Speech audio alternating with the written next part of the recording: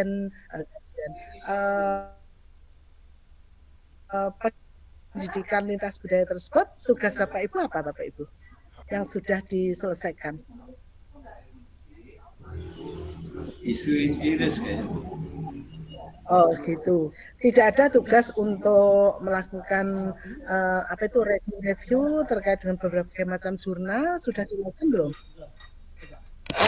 Lebih kepada tugas untuk menganalisa isu lokal internasional seperti itu, kemudian dikaitkan dengan pembelajaran di dalam kelas. Oke, sudah ya, berarti sudah selesai ya.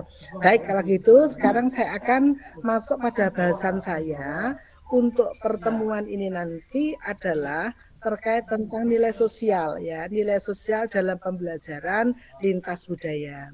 Kenapa itu diberikan? Kalau saya lihat ya untuk RPS-nya, untuk RPS PLB ini Bapak Ibu pada pertemuan ke-9 ini lebih mengacu pada nilai-nilai Bapak Ibu, nilai-nilai sosial yang akan dikembangkan ya. Ini ya pada pertemuan ke-9. Sebentar Bapak Ibu, saya cek lagi ya.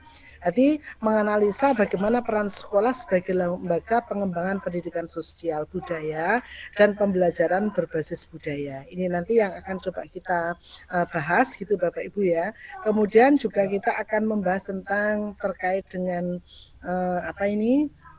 tentang bullying Bapak Ibu ya, tentang bullying dan melalui pendidikan lintas budaya. Saya akan coba ini sudah saya siapkan untuk jurnal, nanti coba Bapak Ibu mencermati bersama-sama. Nanti kita akan melihat bagaimana pemahaman terkait dengan pendidikan bullying tersebut yang rupanya menjadi satu persoalan yang cukup sensitif Bapak Ibu ya, yang diterapkan di sekolah. Nanti Bapak Ibu bisa mengeksplor bagaimana ya tentang pendidikan bullying tersebut di lingkungan sekolah Bapak Ibu. Gitu ya. Nanti kita akan cermati untuk studi kasus terkait dengan itu. Baik, sebelum itu saya akan coba sampaikan terkait dengan nilai-nilai sosial ya Bapak Ibu ya. Oke, saya akan coba share screen dulu ya.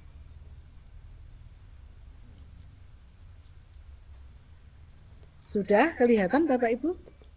Sampun? Kelihatan Bu. Sampun Bu. Sudah kelihatan ya? Oh, baik ya Bapak Ibu. Bapak Ibu, sebelum saya memulai, ini saya cek di data untuk presensi itu ada 20 sekian orang ya. Coba saya cek ya. Itu di presensi ada 22 mahasiswa ya. Tetapi yang hadir saat ini sampai detik ini masih 17 orang. Berarti ada sekitar 5 orang yang tidak hadir. Apakah memang yang bersangkutan biasanya tidak hadir begitu Bapak Ibu? 5 orang ini? Saya tidak tahu siapa gitu atau memang hanya 17 orang saja? Tidak paham ya Bapak Ibu? Atau biasanya memang ada kendala jaringan atau ada pekerjaan begitu Bu. Oh, begitu. Memang ada satu mahasiswa yang enggak dari itu kayak enggak masuk gitu. Ada tidak aktif. Oh, ada satu mahasiswa. Oke ya. Itu atas nama siapa Bapak Ibu biar saya nanti kalau ngecek biar gampang. Yang jarang hadir, yang siapa Pak? Pak siapa Pak?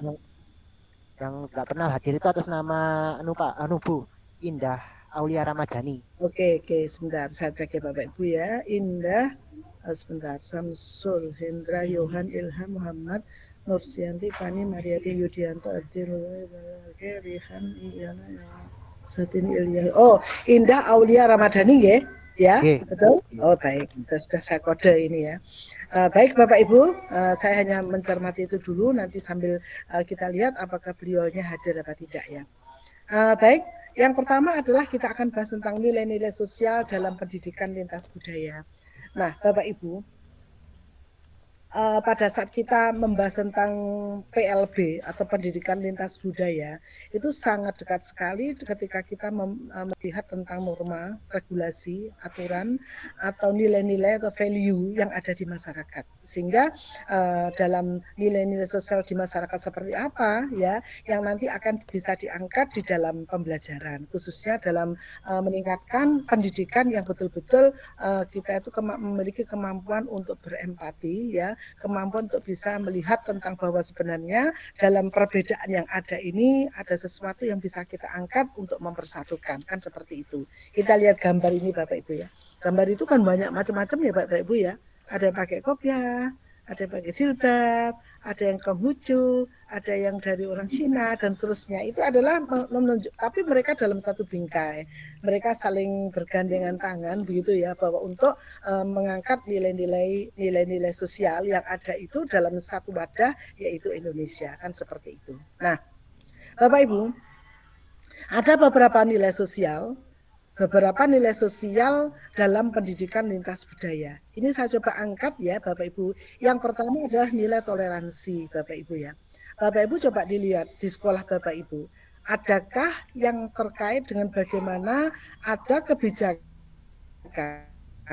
atau ada sesuatu yang ada pembiasaan ya, itu yang mengarah bagaimana untuk kemampuan bertoleransi baik antara siswa dengan siswa, guru dengan guru, atau siswa dengan guru, atau kepala sekolah dengan guru. Ada nggak nilai-nilai itu dalam kehidupan masyarakat, dalam pendidikan di persekolahan Bapak Ibu? Ada nggak nilai toleransi? Ada ya. Bisa diberikan contoh Bapak Ibu yang saya ya, karena saya terus terang sambil tahu nama Bapak Ibu ini menjadi saya nilai salah satu nilai aktivitas Bapak Ibu, karena waktu kita kan sangat terbatas ya Bapak Ibu. Jadi saya akan mencoba mengambil nilai dari bagaimana pendapat Bapak Ibu tentang bagaimana kemampuan Bapak Ibu untuk memberikan sebuah analisis, itu akan kita cek untuk kita masukkan sebagai nilai aktivitas sebelum nilai tugas dan ujian tengah semester. Oke, siapa Bapak Ibu yang bisa memberikan komentar, memberikan contohnya? Bu Herlia, silakan Bu. Baik, terima kasih Bu. Mohon izin perkenalkan, saya Herlia dari SDN Tasikmadu 2 Bu, tempat kerjanya Tapang. Di sekolah kami ada 2 program khususnya untuk mengarahkan ke toleransi ini sendiri Bu, yaitu program pembiasaan dan program pelayanan.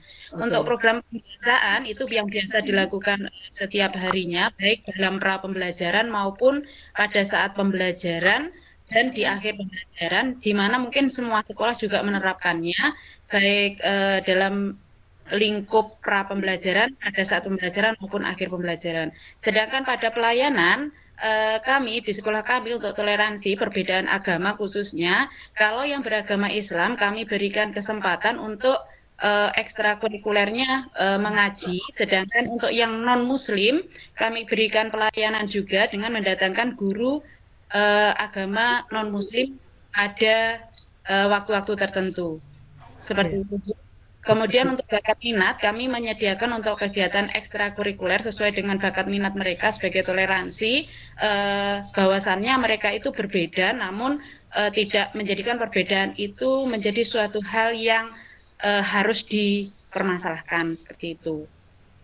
Dan selain itu, kami mengajarkan untuk pembinaan akhlak, Bu, untuk pendidikan akhlak, baik yang beragama Muslim maupun non-Muslim, dilakukan di setiap hari Jumat ini untuk menanamkan jiwa toleransi di siswa. Seperti itu Bu, terima kasih. Oke, Bu Herlia, luar biasa yang sudah dilakukan oleh sekolah. Barangkali Bapak Ibu ada nggak pembiasaan yang dilakukan yang menunjukkan terkait dengan pengembangan nilai toleransi, tetapi di luar yang disampaikan oleh Bu Herlia. Mungkin ada sesuatu yang baru, supaya apa? Informasi baru tambahan ini nanti menjadi melengkapi. Jadi Bu Herlia, oh berarti ada itu, dan seterusnya. Jadi di luar yang disampaikan oleh Bu Herlia. Oke, silakan Pak Nyoman, silakan. Terima kasih. Assalamualaikum warahmatullahi wabarakatuh. Ya, kebetulan di sekolah saya, di mana tempat saya tugas ini, latar belakang peserta didik ini sangat majemuk, Bu. Baik dari suku, agama, sangat majemuk sekali. Jadi terkait toleransi yang sudah dikembangkan di sekolah kami ini, pertama di dalam berpakaian tentunya ada hari khusus yaitu hari Jumat. Kita programkan di sekolah ini berpakaian sesuai pakaian adat atau sesuai dengan agamanya masing-masing. Kemudian terkait tentang program kaitannya dengan beribadah, kami di sini di sekolah sudah menentukan, sudah menjadwalkan bahwa kegiatan keagamaan itu berdasarkan kesepakatan tertentu, yaitu untuk Muslim kegiatan TPA, kemudian non Muslim agama Hindu ini kegiatan di asrama. Mungkin itu saja yang bisa saya tambahkan. Terima kasih. Assalamualaikum warahmatullahi wabarakatuh. Oke, terima kasih. Waalaikumsalam Pak Nyoman ya. Baik, berikutnya adalah satu lagi ya. Rupanya ada satu lagi yang mau memberikan komentar. Silakan Pak Ilyas. Semoga di luar yang disampaikan oleh Bu Elia dan Pak Nyoman ya Pak Ilyas ya. Tadi ada tambahan ya. Ternyata dari sisi pakaian. Setiap Jumat itu harus pakaiannya menggambarkan dari daerah masing-masing atau dari keagamaan masing-masing adalah upaya untuk toleransi. Oke, silakan Pak Ilyas memberikan komentar lagi. Terima kasih. Kalau tambahan dari saya, kalau di sekolah saya itu kemarin ada sempat anak yang tidak masuk sekolah gara-gara dibully. Akhirnya untuk menyikapi itu kami mendatangkan sosialisasi dari Polsek untuk anti bullying itu. Dan alhamdulillah setelah sosialisasi seperti itu, anak-anak tuh sadar, oh saya keliru, sampai nangis tuh. Ya, alhamdulillah anak-anak yang awalnya tuh satu orang sudah masuk, sekarang sudah akur lagi.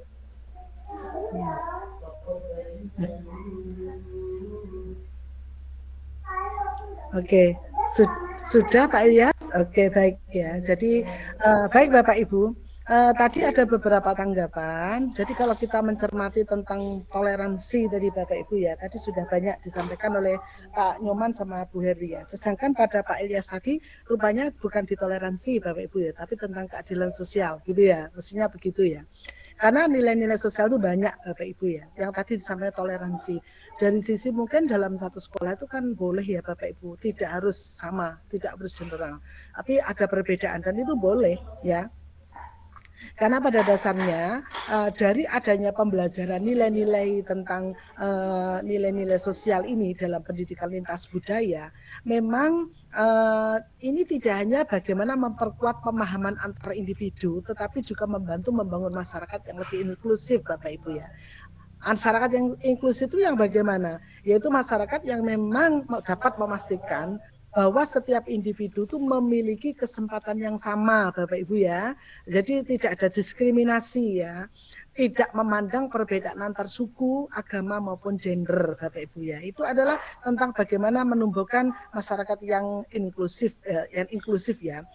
Ataupun juga tidak memandang adanya orang kaya atau orang miskin gitu ya. Semua punya hak yang sama ya. Yang batik yang sarung BHS Singapura itu atau PWNU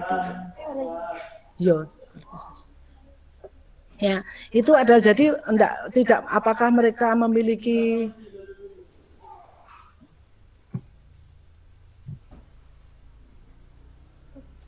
pasang karyanya sarungnya ya. Baik ya, jadi itu tadi ya, jadi tidak boleh ya, jadi untuk menciptakan masyarakat inklusif itu memandang bahwa setiap suku itu memang ada perbedaan, enggak apa-apa, perbedaan itu enggak apa-apa, bukan sesuatu yang harus kita diskriminasikan ya. Kadang-kadang nyun sewu ya Bapak Ibu ya, dalam masyarakat kita ya nyun sewu ya, kebetulan mungkin untuk di daerahnya Pak Nyoman mungkin ya, itu mungkin bisa jadi ada masyarakat yang memiliki rambut yang keriting banget ya atau hitam. Sementara ada lagi yang dari suku Dayak itu mungkin yang putih gitu ya. Itu kan berbeda banget ya. Tapi itu tidak menjadi persoalan gitu loh. Jadi bagaimana nilai-nilai sosial yang kita kembangkan, jadi anak-anak itu memiliki kemampuan bagaimana menghormati temannya, memiliki kemampuan untuk bisa boleh tidak bukan boleh tidak mengakui ya, tetapi harus selalu tetap menghormati. Jadi misalkan nih ada perbedaan agama ya, misalnya yang satu Islam, ada lagi Hindu, ada Kristen gitu ya, kan jelas berbeda. Ini agama yang jelas tidak sama. Tetapi orang Islam harus tetap menghargai ya, harus menghargai bagaimana pembiasaan yang dilakukan oleh orang Hindu misalnya seperti itu. Demikian juga orang yang beragama Kristen atau Hindu harus menghargai apa yang menjadi pembiasaan yang dilakukan oleh orang Islam ya. Biarlah mereka berjalan sesuai dengan jalurnya masing-masing. Yang penting adalah kita tidak mengakui beda Bapak Ibu. Kalau mengakui itu sudah berkaitan dengan keyakinan gitu ya. Karena agama itu adalah sesuatu keyakinan, bukan sesuatu yang dapat tidak harus dibuktikan. Misalnya nih, saya beragama Islam.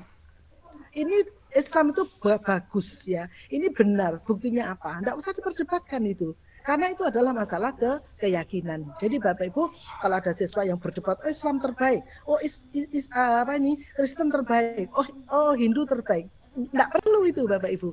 Inilah pentingnya bertoleransi. Semua diberikan wadah. Jadi sebagai seorang kepala sekolah tentunya harus memberikan wadah. Ini loh Islam, katanya gini. Kristen ini semua diberikan hak yang sama, tidak dilakukan diskriminasi.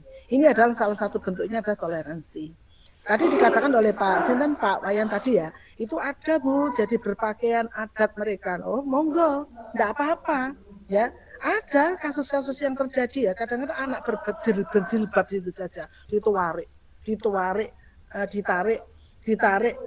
sehingga apa ini namanya karena mereka intoleransi. Itu yang tidak boleh. Jadi bagaimana sekolah, Bapak Ibu, nyun sewu, Bapak Ibu yang berada di sekolah, betul-betul bagaimana toleransi itu diberikan sesuai haknya, ya. Nggak usah dipaksakan. Misalkan tadi ya, harus semua hari Jumat, semua wajib Jumatan ya nggak bisa. Karena apa? Karena ada non-Muslim. Nggak perlu, mereka diberikan hak yang lain. Oh, yang satu Jumatan, yang satu kegiatan apa? Monggo diatur gitu loh. Diatur melalui kebijakan dari sekolah. Itu kalau toleransi ya. Di sini juga sama dengan penghormatan terhadap keragaman. Nah itu tadi ya, mungkin keragaman itu bisa jadi bahasa ya. Ada Bapak Ibu bahasa itu macam-macam Bapak Ibu ya. Indonesia tuh kaya dengan bahasa itu banyak sekali. Bahkan Indonesia itu punya bahasa yang hampir punah Bapak Ibu ya.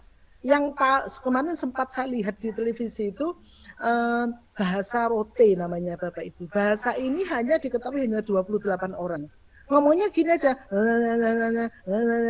tapi itu ada artinya. Yang ngerti itu cuma 28 orang. Justru yang tahu itu adalah orang Australia. Ini loh bahasanya orang Indonesia, namanya bahasa rote ini. Yang tahu hanya beberapa orang. Nanti jenah bisa download ya Bapak Ibu ya.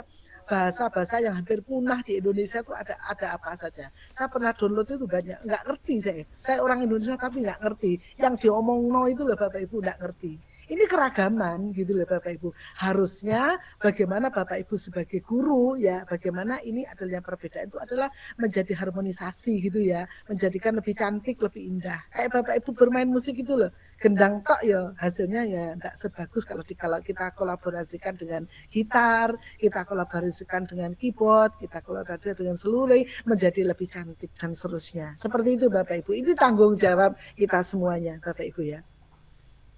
Lalu kesetaraan, tadi saya sudah menyampaikan, kesetaraan itu mereka memiliki kesempatan yang sama ya, tidak ada yang itu loh yang memberikan donor sumbangan donor anggaran ya, donasi Bapak Ibu ya, donasi anggaran ke sekolah. Wah, ini harus kita prioritaskan, nggak bisa Bapak Ibu. Ya, ini berarti Bapak Ibu termasuk kepala sekolah di sini dalam hal ini adalah membuat kebijakan yang tidak berpihak pada adanya kesetaraan. Mereka sama gitu loh Bapak Ibu. Entah yang kuat ya super power gitu yang kuat bisa angkat bebel 100 kilo ya, itu bisa sebut sama. Mereka sudah masa sekolah, mereka itu adalah sama gitu Bapak Ibu ya. Kemudian di sini saya pernah ada teman gitu ya yang pernah studi banding ya di salah satu sekolah gitu. Ya Allah luar biasa Bapak Ibu, menjaga kebersihan, tidak orang kaya, tidak orang miskin, semua sama bekerja. Jadi sebelum mereka masuk pagi itu, mereka sebelum masuk kelas itu enggak terlalu berat, tapi begitu mau pulang sekolah, waduh, namanya kursi sudah bersih, anak-anak sudah ngepel, sudah. Jadi sudah sekolah hanya menyiapkan ini aja, ada sapu, ada alat pel, kemudian juga itu anak-anak bekerja sebenarnya. Jadi begitu pagi mereka datang, itu enggak terlalu berat. Itu mereka sudah siap untuk belajar. Itu dibiasakan. Jadi tidak perlu tenaga kerja yang banyak untuk bagaimana budaya untuk kebersihan sekolah. Itu tanggung jawab mereka semua. Ya itu Bapak Ibu luar biasa itu. Itu dilakukan setiap hari. Jadi lantai itu selalu bersih. Anak-anak itu mau pulang sekolah itu ngepel dulu, bayangkan.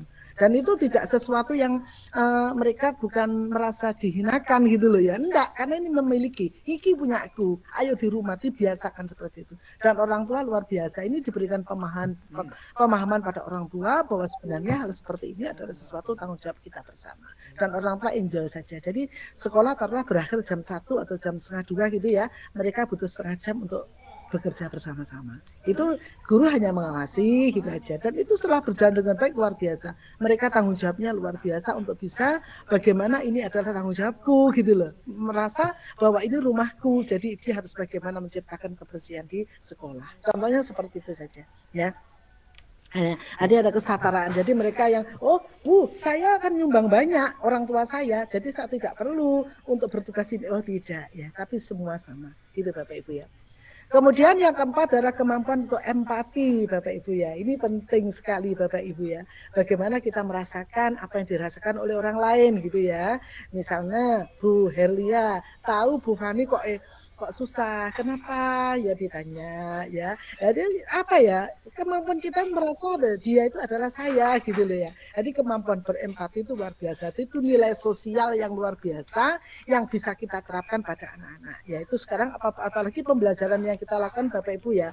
Ada pembelajaran deep learning. Nah, bagaimana menciptakan mereka bahagia, mereka senang. Itu kan salah satunya adalah kemampuan untuk menciptakan empati. Jadi mereka bersama-sama sukses bersama dan seterusnya. Ada lagi pembelajaran berdiferensiasi ya. Betul-betul guru tahu ya, anak-anak yang berkebutuhan khusus itu sopo dan seterusnya, itu mereka tahu gitu dan mereka semua enjoy semua untuk melakukan itu Bapak Ibu ya. Ada lagi kerjasama dan solidaritas ya, pasti Bapak Ibu itu nilai sosial yang luar biasa ya. Mau bekerja sama dengan temannya, tapi bukan bekerjasama dalam ujian ya Bapak Ibu. Kalau ujian tidak boleh ya, itu kita tekankan. Tapi dalam pembelajaran, anak-anak dibiasakan ya. Misalnya Bapak Ibu nih menggunakan model pembelajaran project based learning ya, itu kan wajib ya untuk bekerja sama. Itu tidak boleh, yang kerjakan satu orang tidak boleh ya, dengan sehingga perlu melakukan pendampingan. Ada rubrik yang jenengan gunakan untuk mengetahui tentang bagaimana tingkat kerjasama anak-anak. Sehingga kenapa rapat-rapat itu kan muncul nilai kerjasamanya bagaimana, nilai solidaritasnya seperti apa, gitu ya Bapak Ibu ya. Kemudian nilai yang lain adalah keberlanjutan sosial Bapak Ibu. Ini juga sama ya, karena bagaimanapun juga siapa sih yang akan mengkristalisasi nilai-nilai dari masyarakat? Tentu adalah generasi berikutnya Bapak Ibu ya. Kalau kita sudah melakukan itu, nyun sewu ya Bapak Ibu ya. Saya masih ingat ya Bapak Ibu, ketika saya masih kecil di hadapan orang tua itu sampai membungkuk nyun sewu kan gitu Bapak Ibu ya. Nyun sewu, pangapunten, itu kepada guru tuh enggak berani ya. Bahkan menatap muka gurunya tuh enggak berani. Tapi anak sekarang udah berbeda Bapak Ibu, sangat berbeda ya. Sehingga memang kalau kita itu mendidik anak kan memang sesuai dengan zamannya. Tetapi bagaimana nilai-nilai sosial, nilai-nilai luhur ini tetap harus kita perhatikan. Mungkin bolehlah tidak menunduk, tetapi menggunakan bahasa kata-kata yang halus pada guru. Tetap menatap muka ya berani, tetapi dengan cara yang baik. Mohon maaf Bu, itu kan bisa kita adopt dengan model sekarang tuh ya bisa ya. Karena memang generasi Gen Z katanya ya. Saya itu generasi apa saya tidak tahu ya. Kalau sekarang generasi Gen Z atau sebentar lagi generasi Alpha itu tentu saja berbeda sekali ya. Bagaimana karakteristik anak didik itu betul-betul sangat berbeda ya. Ini ya. Ini adalah dalam rangka bagaimana nilai-nilai sosial itu dapat dilestarikan Bapak Ibu. Ini tugasnya siapa? Dia panjenengan sebagai guru. Karena memang motor ya atau yang menggerakkan anak itu terus lanjut itu adalah dari guru, entah Bapak Ibu yang ada di SD, SMP maupun di SMA atau SMK ya. Di situ Bapak Ibu tugasnya panjenengan. Yang penting Bapak Ibu tuh melakukan itu. Perkara hasil itu sampai kuat berapa tahun, wallahu alam itu Bapak Ibu. Itu sudah serahkan. Tapi yang penting Bapak Ibu menanamkan itu ketika dalam pengasuhan Bapak Ibu. Kalau mereka ada 3 tahun di SMP, ya sudah Bapak Ibu punya kewajiban 3 tahun. Setelah itu serahkan, ya kan seperti itu. Akan ada yang melanjutkan, yaitu guru SMA. Mereka punya punya idealis yang sama dengan panjenengan, insya Allah akan terus seperti itu. Itu Bapak Ibu ya. Itu keberlanjutan sosial. Lalu keadilan sosial tadi disampaikan oleh Pak Ilyas tadi ya, bullying ya. Lek salah ya tentu saja Bapak Ibu, kita harus kerjasama. Sekolah itu kerjasama dengan aparat setempat Bapak Ibu ya, kelurahan, ya Babinsa, ya Polsek, bahkan bisa jadi dengan Polres juga harus seperti itu Bapak Ibu. Untuk membackup Bapak Ibu harus baik dengan orang kecamatan, bagaimana dibangun ya, sehingga apa? Kalau terjadi apa-apa itu Bapak Ibu aman gitu loh ya. Yang penting Bapak Ibu sudah melakukan tugasnya dengan baik ya. Ini adalah keadilan sosial. Ya udah, kalau memang dia melakukan bullying, selama itu bisa kita Bapak Ibu kita arahkan ya, selama itu bisa kita mereka bisa kita pendampingan yang bagus, tidak terjadi demikian, dan kita sudah membuat desain bagaimana anti bullying itu seperti apa, nuansa kehidupan sehari itu yang kita lakukan seperti apa, bagaimana kita itu harus cinta terhadap sesama. Kalau itu sudah ada, insya Allah Bapak Ibu ya, dan waktu istirahat jangan betul-betul guru semua itu istirahat total, enggak. Istirahat sambil mata melihat, merasakan anak didik saya gimana. Karena pada waktu istirahat itu adalah mereka betul-betul free gitu ya Bapak Ibu. Saya khawatir itu nanti menjadi ajang untuk Bapak Ibu ya, ajang untuk terjadinya mendekati konsep-konsep bullying yang ditetapkan oleh sekolah. Sehingga monggo Bapak Ibu sambil mengawasi anak didiknya. Kalau mereka bertengkar ya, saya masih ingat ya waktu saya tahun 2005, berapa 30 tahun yang lampau itu saya berada di Mekah pada waktu itu ya. Saya itu melihat anak kecil itu bertarung Bapak Ibu. Anak kecil sama anak kecil. Kaget saya itu guru Bapak Ibu ya. Suami saya, Mas itu tolong dilerai itu. Dilerai. Setelah dilerai itu tambah tertawa mereka itu.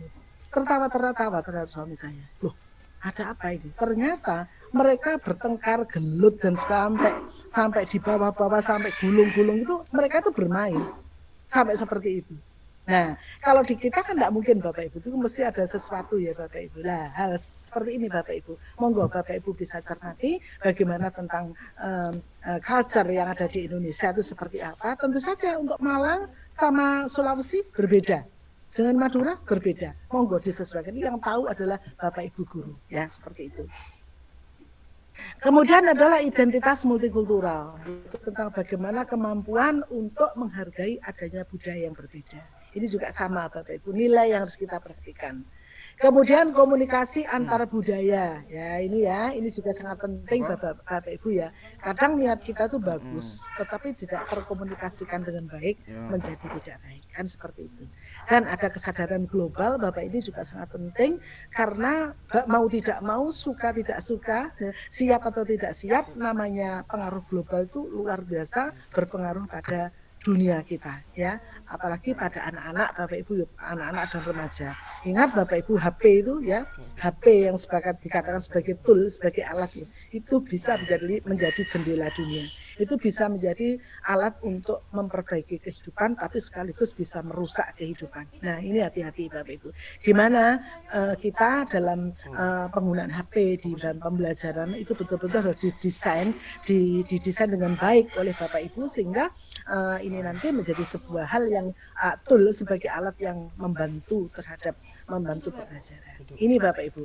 Ini adalah terkait dengan terkait nilai-nilai yang ada. Nah, sekarang persoalannya bagaimana nilai-nilai itu diterapkan? Di mana akan diterapkan Bapak Ibu? Tentu saja nilai-nilai yang ada itu yang sudah kita konsepkan itu harusnya sudah masuk pada kurikulum. Nah, kenapa?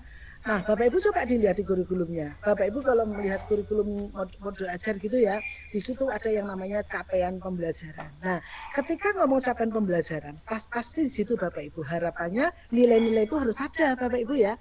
Kemampuan bertoleransi itu harus ada. Dan saya yakin setiap kurikulum yang dibuat oleh satuan pendidikan pasti akan memuat itu. Enggak ada yang tidak. Pasti ada. Sehingga kenapa nilai-nilai sosial itu perlu masuk di dalam kurikulum. Sudah langsung mewarnai Bapak Ibu. Mewarnai daripada kurikulum. Yang pertama. Yang kedua adalah pembelajaran berpusat pada siswa. Nah ini ya, kita lihat Bapak Ibu, bahwa pembelajaran kita lakukan tidak harus kita yang aktif kan begitu Bapak Ibu ya. Guru itu tidak harus yang paling aktif, yang menjadi artis yang sangat mendominasi pembelajaran, tapi tidak. Tapi di sini adalah bagaimana siswa itu Bapak Ibu ya pembelajaran yang aktif itu pada siswa, sehingga pembelajaran itu berpusat pada kebutuhan siswa. Apa kebutuhan siswa saat itu?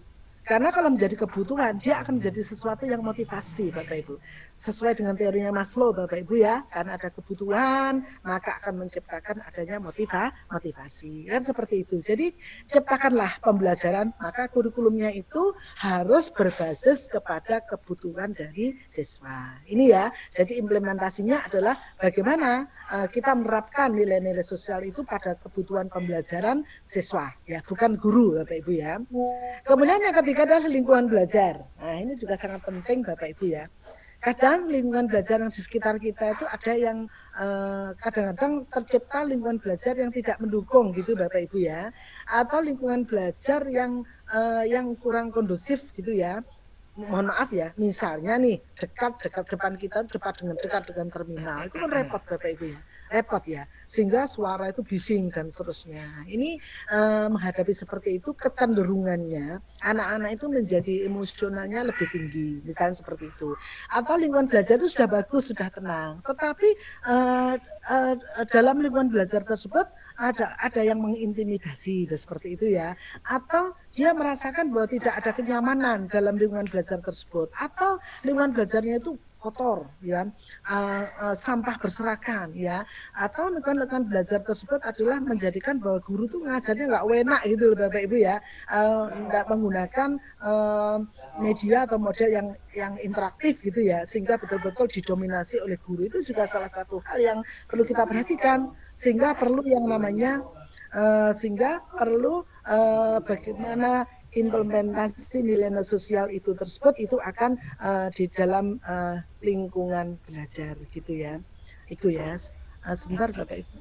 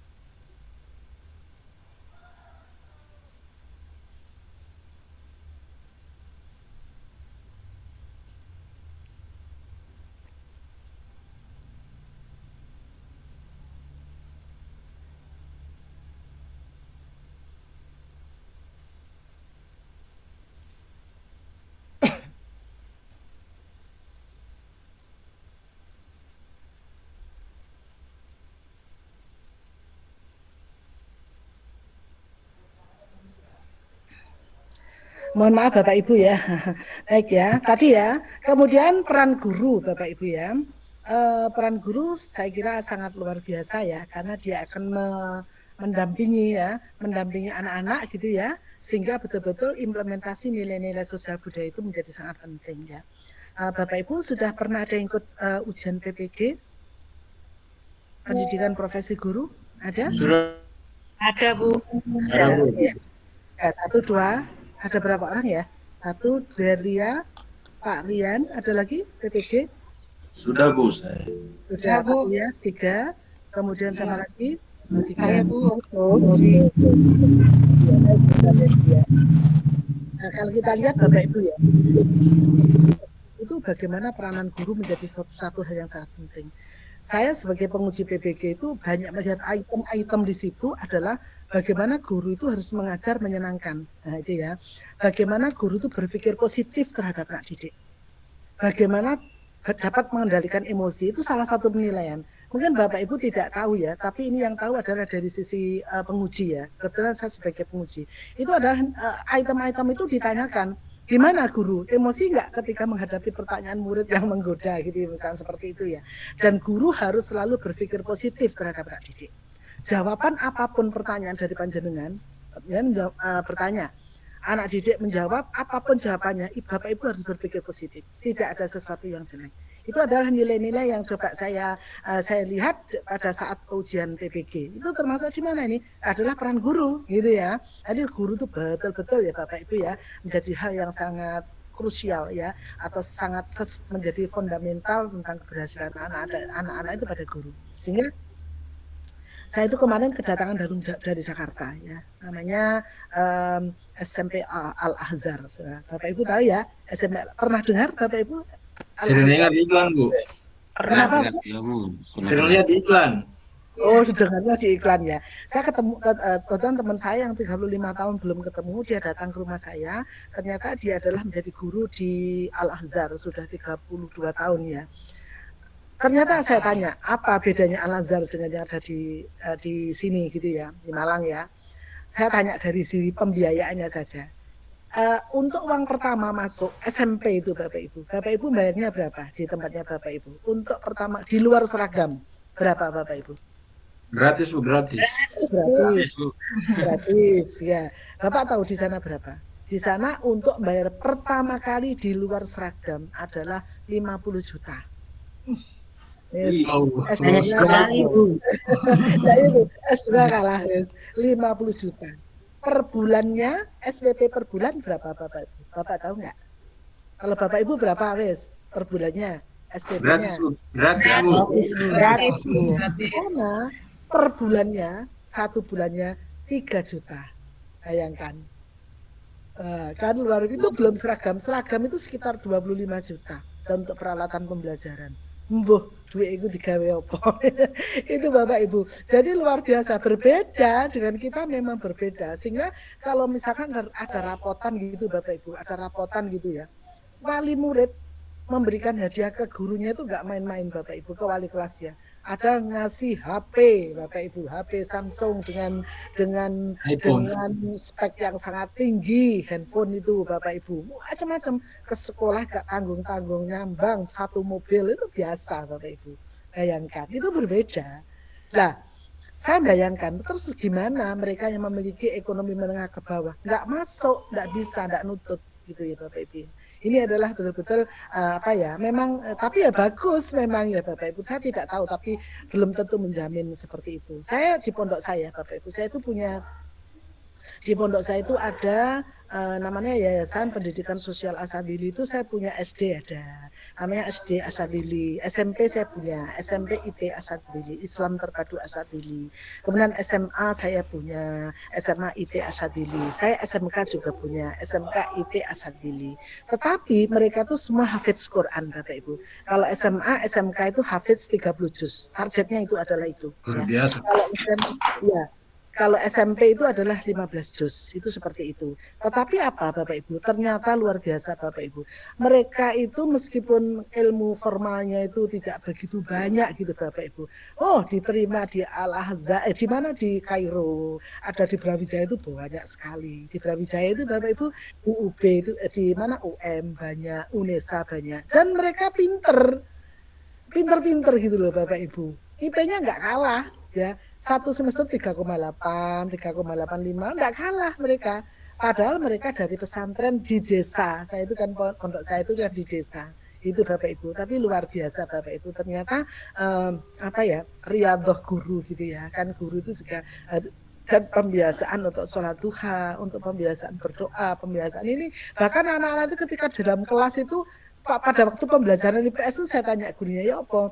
Langge, saya itu mengajarkan IPS, anak-anak itu tidak mendengarkan saya. Terus apa? Mereka itu menghafal Quran. Jadi di kelas itu waktunya pembelajaran IPS menghafal Quran. Ketika saya tanya, nah, kok menghafal Quran? Ini kan waktunya pembelajaran IPS. Jawabannya ya gini, Pak, kalau IPS itu nanti bisa tidak dibawa ke akhirat, tapi Quran itu dibawa di akhirat, katanya begitu itu. Anak-anak itu masya Allah itu kreatif gitu loh Bapak Ibu, anak-anak itu yang dilakukan ya. Ini adalah ya gimana peran guru untuk bisa menanamkan nilai-nilai sosial tersebut di dalam sekolah seperti itu. Kemudian ada lagi terkait dengan nilai sosial terkait dengan program ekstrakurikuler Bapak Ibu ya. Ekstrakurikulernya beragam sekali. Semuanya ini hendaknya program ekstrakurikuler itu adalah dalam rangka untuk memperkuat nilai implementasi nilai-nilai sosial dalam pendidikan lintas budaya. Contoh pramuka jelas itu Bapak Ibu ya. Apakah seperti karate itu bisa nggak nilai sosial? Bisa. Ya, jadi untuk kemampuan olah kanuragan itu adalah jangan hanya untuk menjadi petantang gitu ya. Enggak, tapi bagaimana itu digunakan ketika membantu orang lain, karena memang dalam kondisi berbahaya dan seterusnya. Itu adalah penting ya. Misalkan pembiasaan tentang bermain drum band. Apa itu dikira tidak ada nilai sosialnya? Ada Bapak Ibu. Ketika mereka bermain harmonisasi ya, itu bisa Bapak Ibu menciptakan nada yang indah. Itu adalah dalam rangka untuk bekerja sama dan bertoleransi. Lalu keterlibatan orang tua, pasti Bapak Ibu, nggak boleh Bapak Ibu ya orang tua kita tinggal, tapi bagaimana kita berkolaborasi dengan orang tua dalam rangka untuk mengimplementasikan nilai sosial dalam pendidikan lintas budaya. Lalu pemanfaatan teknologi juga demikian ya. Teknologi itu bagaimana saya sudah mengatakan ya, HP itu tool sebagai alat ya, bagaimana kita memanfaatkan teknologi itu dengan bijak Bapak Ibu ya, dan melakukan evaluasi ya. Barangkali bisa setiap minimal lah 1 tahun sekali, kalau bisa setiap 1 semester, kalau tidak bisa paling enggak 1 tahun untuk mengevaluasi bagaimana kita lihat grafiknya dengan indikator yang ada, bagaimana nilai sosial itu sudah bisa diwujudkan oleh anak-anak didik kita, termasuk para guru ya, semua organisasi di persekolahan. Ini Bapak Ibu implementasi yang bisa dilakukan dalam pendidikan lintas budaya yang ada di sekolah ya. Nah sekarang bagaimana pentingnya sekarang ya. Tapi kalau kita belajar PLB atau pendidikan lintas budaya itu tidak hanya sekedar mempelajari tentang perbedaan budaya, tetapi lebih kepada membentuk individu yang memiliki sikap toleransi Bapak Ibu ya. Tadi ya setelah tahu konsepnya, konsep tentang PLB, bagaimana PLB tersebut itu diterapkan sehingga kita memiliki kemampuan ya untuk melihat anak-anak itu gimana, sikap toleransinya ada enggak, kalau ada itu berapa persen ya. Tapi kalau Bapak Ibu ingin tahu itu toleransi itu seperti apa, Bapak Ibu itu ceritakan indikator pertama apa, kedua apa, oh anak-anak ini bisa ini, itu Bapak Ibu ada indikator yang ditetapkan untuk menilai tentang sikap toleransi. Yang kedua saling menghormati Bapak Ibu, juga demikian. Bagaimana saling menghormati, mungkin ada temannya yang kesusahan, dia memiliki kepedulian, ketika ada orang tuanya ada yang meninggal, bagaimana anak itu langsung ambil kotak gitu, ayo amal apa seperti itu. Apakah ketika menghormati itu ketika temannya sakit, apakah dia ada keinginan untuk menjenguk dan sebagainya, atau ada teman yang membawa bekal, yang satu enggak, pada lapar, mau enggak berbagi dan seterusnya ya, serta menghargai keberagaman. Ini adalah nilai yang pertama. Yang kedua adalah membangun masyarakat yang harmonis Bapak Ibu ya. Yang harmonis itu yang bagaimana? Tentu adalah masyarakat yang nyaman, yang aman gitu Bapak Ibu ya, yang menyenangkan ya, saling berkolaborasi dan mencegah konflik ya. Kalau ada konflik itu Bapak Ibu ya, konflik itu nanti akan menjadi sumber ya adanya perpecahan. Sebentar Bapak Ibu.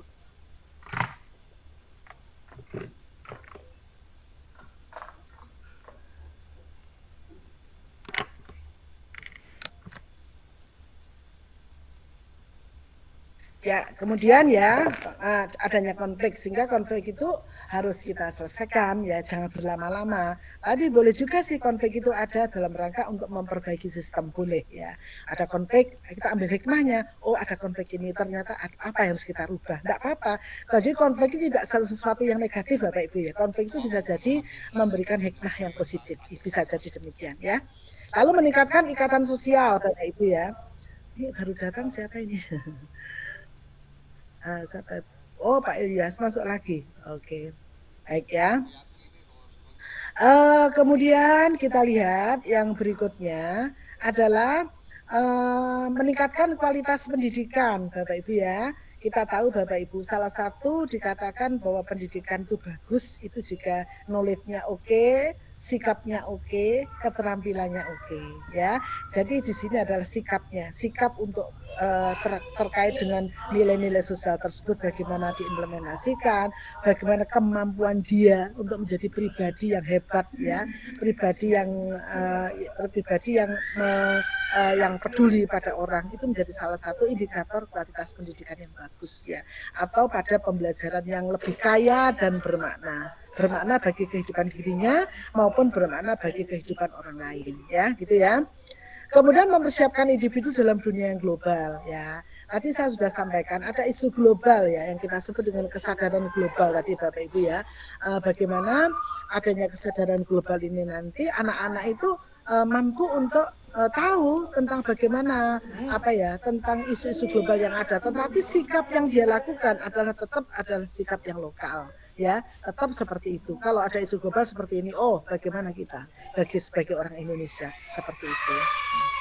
Lalu mendorong inovasi dengan menggabungkan berbagai perspektif sehingga menghasilkan ide-ide baru dan kreatif. Nah ini ya, sehingga ada inovasi yang terbentuk. Mungkin saja begini Bapak Ibu, karena dalam pembelajaran itu Bapak Ibu menggunakan pembelajaran problem based learning, ya, tentang bagaimana membantu pemerintah dalam mengatasi pengangguran. Misalnya seperti itu, ya. Anak-anak kan diajak berdiskusi Bapak Ibu. Mereka juga mengatasi permasalahan sehingga muncul ide yang tak terduga gitu loh Bapak Ibu. Itu adalah sesuatu yang bagaimana mengasah anak-anak kita itu bisa memiliki ide-ide kreatif dan juga memiliki ide-ide baru yang lebih pro terhadap adanya perubahan. Itu adalah pentingnya nilai-nilai sosial, gitu ya. Lalu beberapa tantangan ini Bapak Ibu, bukan ini tantangan. Nah ini ya, tantangan dan halangan Bapak Ibu, ya. Nah, tentu saja Bapak Ibu, kita kalau mau implementasikan nilai-nilai tersebut itu tidak sesuatu yang sangat mudah, atau membalikkan telapak tangan itu kan bukan Bapak Ibu, tapi sesuatu yang tentu dihadapkan oleh berbagai macam tantangan dan halangan, ya Bapak Ibu. Tantangan dan halangan, ya, sama ini sebenarnya, ya. Ada tantangan sekaligus menjadi halangan, ya. Yang pertama adalah perbedaan budaya yang mendalam. Kalau sudah kenceng gitu loh Bapak Ibu, fanatisme. Nah ini ya, mereka memiliki budaya fanatisme, mau nggak mau pokoknya inilah, ini repot kalau udah semacam itu, pokoknya mau nggak mau ini harus ini. Nah, kalau orang psikologi mengatakan kata-kata yang sangat bagus, ya, yang sangat bagus itu adalah ketika kita mengatakan maaf, ya, silahkan, mari, terima kasih, mohon maaf, itu kata-kata yang cantik katanya Bapak Ibu, kata-kata yang luar biasa. Tapi kalau kata-kata yang tidak cantik, ya, yang tidak baik itu misalnya awas, hati-hati ya, atau mungkin tadi ya, pokoknya, lah ini bukan kata-kata cantik ini Bapak Ibu. Jadi kita hindarkan menggunakan kata-kata itu. Tapi kata-kata berikan, mohon maaf, terima kasih, silakan gitu ya. Jadi kalau apa-apa silakan gitu, mari, monggo dan seterusnya. Itu adalah kata-kata yang cantik, ya. Coba dibiasakan ke anak didik dengan itu. Ojo anak jangan bilang pokoknya ini Bu, pokoknya. Nah, ini kalau sudah seperti itu kencang itu Bu Bapak Ibu, ya. Itu sulit. Jadi ini perbedaan budaya yang sangat yang sangat mendalam, ya. Ini sulit kalau seperti itu. Orang dikatakan berkepala batu, misalnya seperti itu, ya. Ini yang akan kalau dihadapkan oleh semacam itu menjadi sebuah hambatan gitu Bapak Ibu, ya. Yang pertama. Kemudian yang kedua adalah prasangka stereotip Bapak Ibu. Stereotip itu kan sesuatu yang seperti ini, ya, persepsi itu, ya. Penilaian kita itu berdasarkan persepsi, ya, terhadap kelompok tertentu, ya. Contohnya gini Bapak Ibu. Oh, orang Batak itu kasar loh, siapa bilang? Batak itu bisa nggak Bapak menirukan Batak itu, kata Batak kan itu kan begitu ya, orang Batak itu, ya. Kita mengatakan kasar, orang Batak itu kasar, belum tentu gitu loh Bapak Ibu. Karena penilaian diri hanya pada persepsi, ya kan gitu. Atau dikatakan orang Sunda itu adalah lemah lembut misalnya. Orang Sunda itu lemah lembut apa enggak? orang Jawa itu misalkan keras kepala misalnya, itu Bapak Ibu ya, itu ada persepsi kita gitu loh Bapak Ibu. Jadi tidak boleh ya berprasangka negatif, atau kalimat sederhananya adalah suudon ya. Jadi kita itu berdasarkan persepsi kita saja, oh orang itu jahat, padahal belum tentu gitu loh Bapak Ibu ya. Ini adalah kalau sudah seperti itu sulit untuk dirubah gitu ya. Oh enggak, pokoknya orang itu jahat, ini dan seterusnya. Nah itu yang enggak benar ya, itu harus menjadi hambatan atau tantangan. Lalu kurangnya kesadaran dan pemahaman. Kurangnya kesadaran dan pemahaman ya. Kurangnya kesadaran itu mungkin dia tidak paham bahwa sebenarnya nilai-nilai sosial ini adalah sesuatu yang sangat penting yang harus kita implementasikan dalam pendidikan, dalam masyarakat yang penuh dengan perbedaan budaya. Ya ini ya sulit untuk mereka tidak punya pemahaman atas itu ya. Tentu ada satu proses harus kita kenalkan dulu sebelum kita mengimplementasikan ya. Kemudian berikutnya kekurangan sumber daya Bapak Ibu ya. Mungkin guru itu juga nggak ngerti sebagai sumber daya manusia, nggak ngerti kalau sebenarnya nilai sosial itu adalah sesuatu yang penting, itu nggak tahu. Nah, kadang-kadang ada kebijakan kepala sekolah yang berbau duit terus ya. Ada orang memberi duit ya, itu yang istimewa dan seterusnya itu nggak boleh. Itu menyebabkan bahwa kepala sekolah itu kurang bagus gitu ya. Artinya kurangnya sumber daya. Lalu perbedaan latar belakang sosial dan ekonomi lah. Kalau ada perbedaan ekonomi ya, orangnya satunya bajunya robek-robek itu ya seragamnya. Yang satunya datang ke sekolah tuh bawa mobil Alphard gitu ya. Yang satunya jalan, kadang-kadang ngojek aja, kadang-kadang kalau ada duit, kalau enggak itu kalau sampai menciptakan adanya menyebabkan adanya sebuah perilaku yang menyimpang atau perilaku yang tidak sesuai, tidak memperhatikan adanya perbedaan, itu menjadi satu persoalan, gitu ya. Lalu perubahan kebijakan pendidikan, ya ini juga sesuatu yang sangat penting ketika kita dihadapkan oleh berbagai macam adanya tantangan seperti itu. Oke. Baik Bapak Ibu, dengan demikian dapat disimpulkan bahwa pendidikan lintas budaya telah membuktikan pentingnya dalam menanamkan nilai-nilai sosial seperti toleransi, saling menghormati, dan kerjasama melalui interaksi dengan berbagai macam budaya atau individu dapat mengembangkan perspektif yang lebih luas dan menjadi peserta didik global yang lebih bertanggung jawab. Ini harapannya demikian Bapak Ibu. Jadi ending dalam pembelajaran implementasi nilai-nilai sosial dalam pendidikan lintas budaya itu adalah anak-anak kita menjadi lebih baik dan lebih bertanggung jawab, lebih mampu memberikan makna dalam kehidupan ini. Ini Bapak Ibu untuk materi yang pertama. Oke, barangkali silakan, barangkali ada pertanyaan, saya persilahkan. Oke, Pak Ilham, monggo. Baik, silakan. Baik, terima kasih atas kesempatan yang diberikan dan mohon maaf on cam karena masalah jaringan. Oke, baik. Nggih, Pak. Nggih, monggo. Saya ingin bertanya Bu, tadi kan Ibu kan sempat membahas tentang bullying ya. Iya.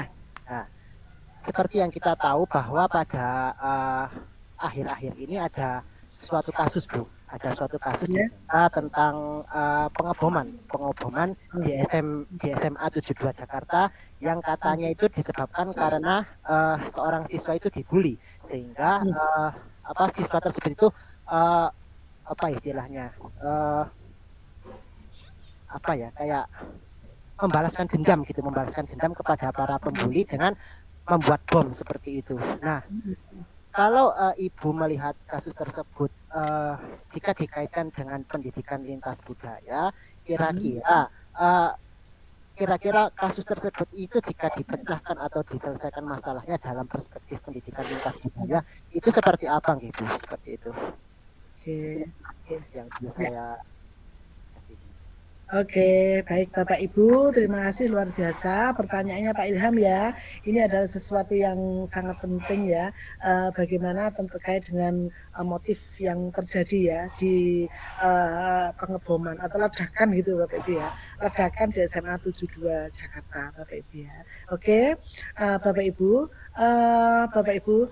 ketika kita bicara ini ada kaitannya enggak dengan materi yang kita bahas? Ya, Bapak Ibu, sangat berkaitan ya.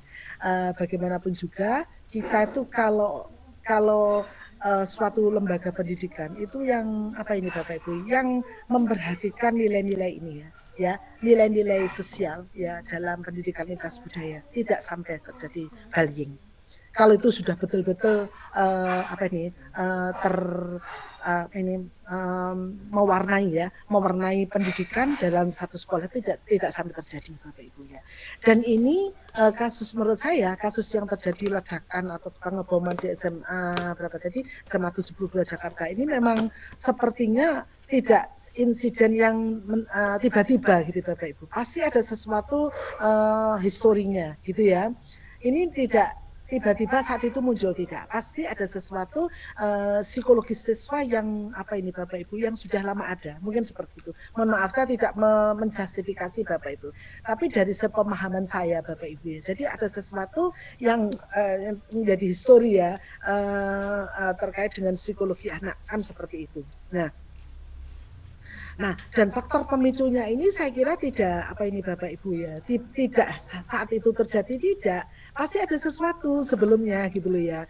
Kenapa ini terjadi? Tentu saja adalah ini saya tidak mengatakan bahwa ini ada kesalahan siswa atau kesalahan siapa, tapi ini kembali lagi kita bicara dari sisi pendidikan Bapak Ibu ya, bahwa sebenarnya ini harusnya tidak perlu terjadi, kan begitu. Kalau seandainya pembiasaan pembudayaan nilai sosial itu ada, dan nilai sosial itu tidak boleh Bapak Ibu hanya saat itu, artinya dalam satu minggu itu satu kali tok dilakukan, tidak, itu terus menerus ya. Dan itu mewarnai di kurikulum, mewarnai ketika guru mengajar, mewarnai ketika anak-anak istirahat, dan itu orang tua itu harusnya juga paham gitu loh Bapak Ibu.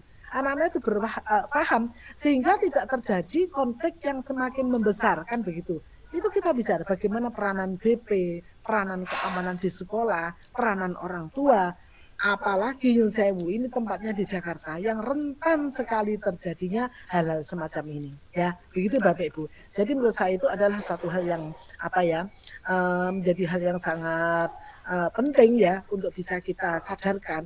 Begitu pentingnya ketika kita belajar tentang nilai sosial, kalau itu sudah dipraktekkan ya, kalau itu ada. Kalau saatnya Nyun Sewu ini akhirnya menyebut daerahnya. Dulu ada namanya, sampai sekarang saya kira saya punya teman ngajar itu di Cilegon Bapak Ibu. Cilegon itu dekat dengan Jakarta. Tahun 2010 insya Allah waktu itu. Ketika anak bertanya, dia tidak sungkan-sungkan untuk menaruh kakinya di atas meja. Itu sampai begitu. Di hadapan gurunya, menaruh kakinya di atas meja. Itu terjadi. Bayangkan pada waktu itu. Kalau itu ada degradasi moral yang sudah sangat parah ya. Kalau saat itu tidak ada penyelesaian, itu akan berlanjut Bapak Ibu. Nggak main-main lagi, itu sudah rusak. Tapi itu harus dihalau. Kalau itu sudah ada penanganan, insya Allah tidak menjadi berat. Tapi kalau itu dibiarkan, itu ada satu hal, katanya gurunya ngenes. Satu ngenes ngajar di sana. Pegawai negeri di sana dia, saya ngenes sedang belajar di sana. Saya udah mengeluh gitu Bapak Ibu. Dan itu harus diselesaikan. Kalau nggak diselesaikan, waduh itu Bapak Ibu, rusak itu Bapak Ibu. Saya ada film India gitu ya, seorang guru yang dihadapkan anak-anak yang dengan problematika yang luar biasa Bapak Ibu ya. Itu luar biasa juga. Ternyata guru mampu untuk menyelesaikan itu ya. Jadi kembali lagi pada pertanyaan Pak Ilham, saya sepakat kalau itu adalah pengaruh itu sangat relevan sekali ya. Itu tidak terkelola dengan baik. Bagaimana nilai sosial itu tidak mungkin bisa jadi menyimpang, bisa jadi tidak optimal dilakukan, bisa jadi tidak dikenalkan, bisa jadi tidak ada evaluasi, menyebabkan seperti itu ya, merembet kemana-mana. Salah satunya adalah keberanian untuk sampai meledakkan sekolah seperti itu misalnya, seperti itu. Jadi ya Pak Ilham ya, nanti secara detail biarlah polisi yang untuk menyelesaikan, tapi kita dari sisi orang pendidikan tentu saja ini mesti ada persoalan terkait dengan nilai-nilai yang ada di sekolah. Itu mesti ada satu tanda tanya yang luar biasa, kenapa sampai terjadi demikian. Itu Pak Ilham, saya tidak berani komentar karena sudah masuk pada ranah hukum Bapak Ibu ya. Itu ya Pak Ilham ya. Halo Pak Ilham. Ibu siap. Oke, makasih ya. Baik Bapak Ibu, masihkah ada pertanyaan? Kalau belum, kita akan lanjutkan Bapak Ibu. Waktu kita sampai jam 11:10. Oke Pak Teguh, silakan Pak Teguh. Terima kasih Bu, izin Ya, mungkin kita sharingkan di kuliah ini. Mohon maaf saya sebelumnya tidak on cam karena kendala kalau on cam jaringannya tidak lancar. Tidak apa-apa Pak, kalau sudah laporan beberapa tahun ke belakang ini Bu, mata kuliah lintas budaya. Kebetulan saya mengajar di jenjang SMA. Tapi kita setelah COVID nih, setelah pasca COVID, ini kami sebagai guru yang ada di jenjang SMA ini mengalami sebuah pengamatan, anak-anak ini mengalami degradasi nilai sosial, terutama nilai akhlak. Kami menjumpai misal sebagai hal contoh, kami ketika sholat Jumat atau ketika ibadah di musola atau di masjid itu, kalau kita dulu kan pasti mulai dari kecil kan, apalagi kita yang ada di Jawa kan diajarkan terkait masalah adab nih Bu, sopan santun, adab, tata krama seperti itu. Ada orang yang lebih tua duduk, kita lewat di depannya aja harus bilang permisi. Kita pas sholat itu kan lagi berdoa, kadang anak-anak itu nyelundur itu ya Pak, langsung sambil lari seperti itu.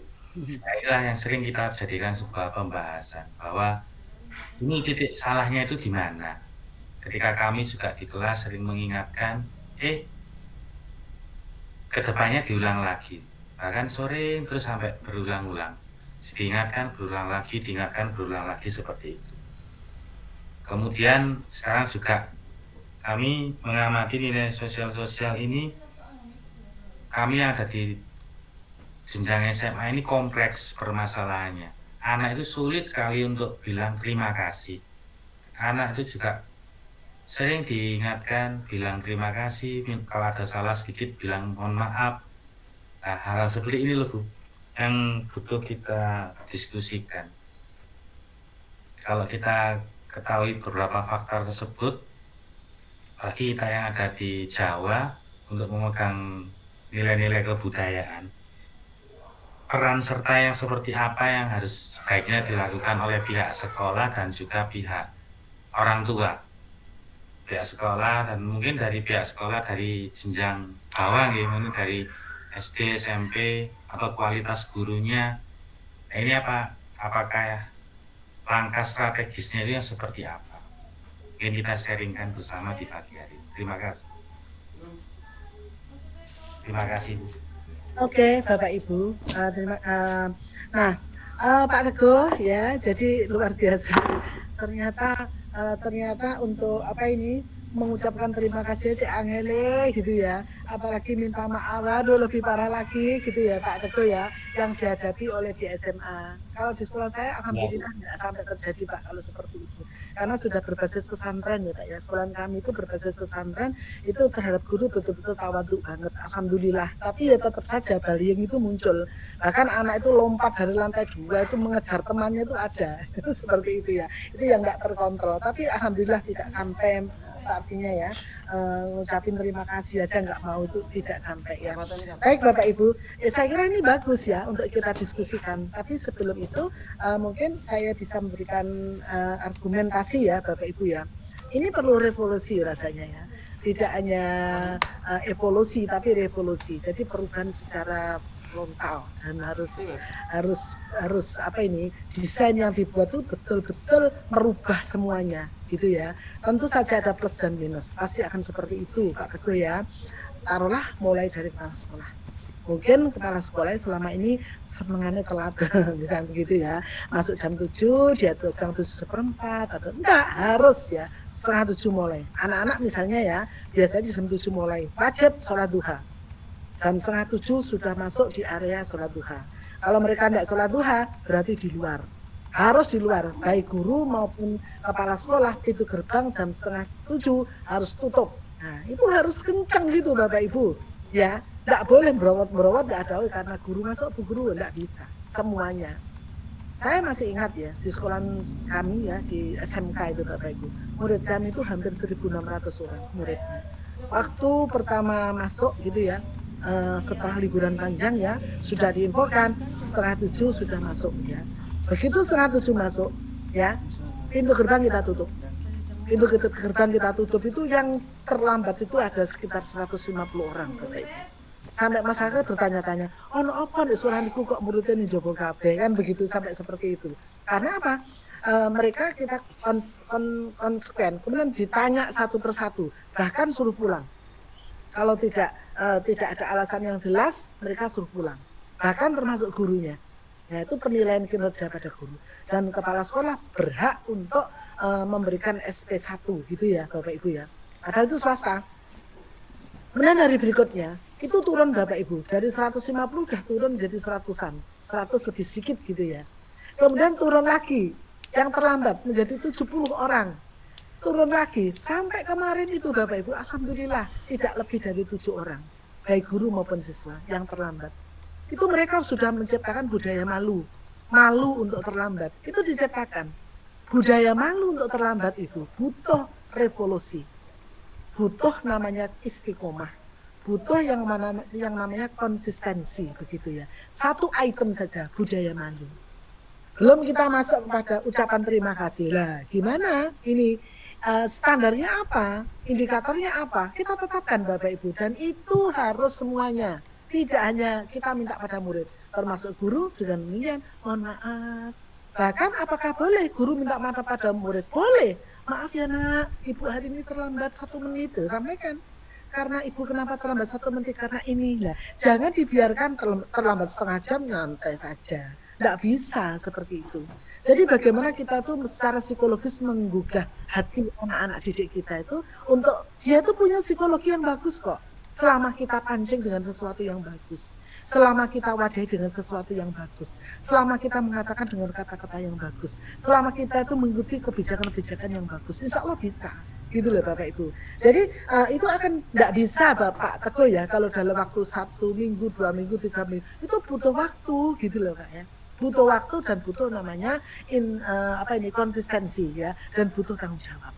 Kalau itu dilakukan, insya Allah pasti ada perubahan ya. Termasuk bagaimana mungkin ya nak ya, untuk setiap hari mungkin 15 menit sebelum pembelajaran tepat waktu masuk kelas jam 7 sudah ya. Jam 7 mungkin 15 menit setelah itu ada pembiasaan bagaimana menciptakan budaya untuk nilai sosial tersebut. 15 menit bagaimana menghormati nak, menghormati ini caranya begini dan seterusnya. Ketika WA-nya yang bagaimana. Saya itu ketika ke mahasiswa saya S1 itu, kalau WA saya minta tuntutannya, sebutkan namamu dulu, gunakan kalimat-kalimat yang bagus, yang pantas, mohon maaf lah. Saya gitu Bapak Ibu.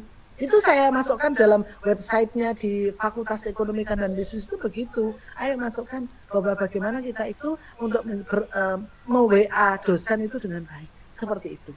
Itu Bapak Ibu. Mungkin ini sedikit yang bisa kita sampaikan Bapak Ibu, nanti monggo nanti kita bicarakan dengan teman-teman ya. Nanti setelah ini karena Bapak Ibu karena ini waktunya sudah hampir jam 10, tinggal sekitar 1 jam.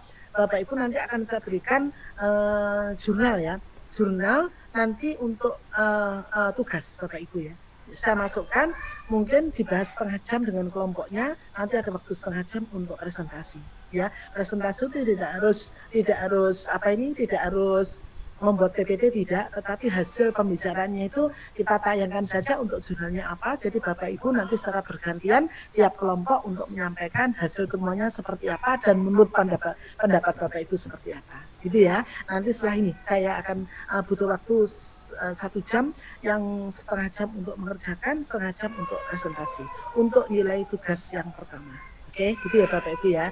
Baik, saya kira itu Pak Teguh. Mohon maaf Pak Teguh, apa begitu Pak Teguh yang bisa diterima? Oke Bu, nanti terima kasih, nanti ya, akan kami kita diskusikan kembali ya Pak ya nanti ya. Nanti insya Allah ada kok tentang bullying ada. Nanti sudah saya siapkan jurnalnya ya. Terima kasih Bu. Oke, baik Bapak Ibu. Nah sekarang sebelum saya masih punya waktu 11 menit, saya akan coba tayangkan ini dulu Bapak Ibu ya, tentang penanaman, bagaimana cara menanamkan kalau begitu. Tadi kan kita tahu dulu apa nilai sosial, bagaimana mengimplementasikan. Berikutnya adalah bagaimana kita menanamkan nilai sosial tersebut dalam perspektif pendidikan lintas budaya ya. Sebentar ya, saya share screen dulu sebentar. Nanti materinya saya kirim saja ya Bapak Ibu. Nggih, Bu. Sampun, Bapak Ibu sudah nampak? Sampun? Ya, baik ya. Saya akan memasukkan. Belum, Bu. Oh, sudah apa belum? Sampun. Oke, baik ya. Sekarang penanaman nilai sosial dalam perspektif PLB ya. Nah, Bapak Ibu, tadi saya sudah menyampaikan ternyata dari nilai sosial yang dapat diimplementasikan itu akan dapat menciptakan ini, menciptakan karakter ya, kepribadian anak ya. Ternyata setelah kita tidak menyadari kalau setelah itu nilai kita berikan, mereka praktek, karakter anak terbentuk Bapak Ibu ya. Anak-anak itu memiliki karakter yang jauh lebih baik ya. Ya, ternyata tidak berpengaruh terhadap akademis saja Bapak Ibu ya, tetapi juga terhadap karakter anak. Ini maksudnya begitu. Kemudian adanya perkembangan sosial ini atau kepribadian anak itu nanti memiliki kapabilitas yang hebat gitu Bapak Ibu ya. Di mana itu nanti akan dibawa dalam kehidupannya nanti. Itu kalau sudah terbiasa ya, karakter yang baik itu nanti insya Allah Bapak Ibu dibawa itu dalam setiap kehidupan mereka ya. Sebentar.